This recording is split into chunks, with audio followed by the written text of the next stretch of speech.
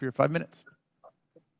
Thank you, Mr. Chairman. I have some very astounding statistics here from the Anti-Defamation League that, for example, over 50% of domestic terror killings have been committed by white supremacists over the last 10 years or so, and about 75% of these killings were committed by right-wing extremists. The mass shootings in recent attacks in El Paso, Texas, and Buffalo, New York, killed a combined 33 people after posting racist manifestos citing their belief in white replacement theory. Mr. Ward, can you elaborate on why you have described the Buffalo shooting as part of, and here I'm quoting, unfolding of mission-oriented hate crimes? That was a quote. Absolutely, Representative. Over the last 10 years, there's been an increase in a specific type of hate violence in this country, often referred to as mission-driven. Mission-driven means that there is a political ideology, there is a goal of undermining democracy, causing fear. This is different from what most hate crimes constituted previous to that period. Most hate violence, while despicable, was driven as a spontaneous reaction. Usually young people, young men, intoxicated, spur of the moment, driven by a conscious or unconscious bias. But what we're seeing in the country now, El Paso, Pittsburgh, Buffalo, Charleston, are planned acts of violence that are driven by a worldview that believes that Jews are somehow part of a racialized conspiracy to destroy the white race. It is dangerous, and its attempt is to undermine democracy, to create instability, and to cause fear.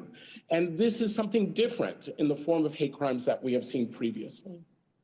Thank you. My goodness.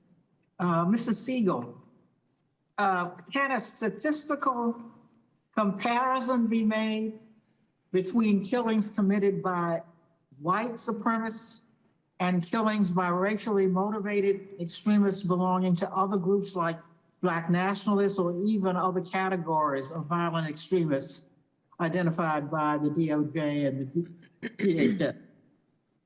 Thank you for the question.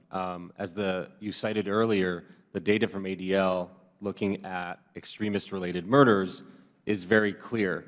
75% of extremist-related murders in the past 10 years have been carried out by right-wing extremists, and the majority of those by white supremacists. Now, that does not mean that extremist violence is the sole domain of any one extremist movement or group. We do count examples of Black nationalist, Islamist, left-wing murders as well, but they frankly pale in comparison to the data that we're seeing on the threats and violence from right-wing extremists. Mr. Siegel, is it possible that the number of white supremacist-related killings is much higher than the available reporting suggests?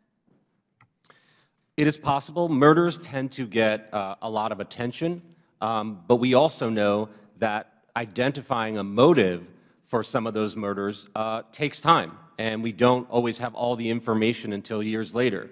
So sometimes we have gone back and added more to our numbers based on revelations that come out during court proceedings, et cetera. So the numbers are quite high and probably even higher than the data we provide.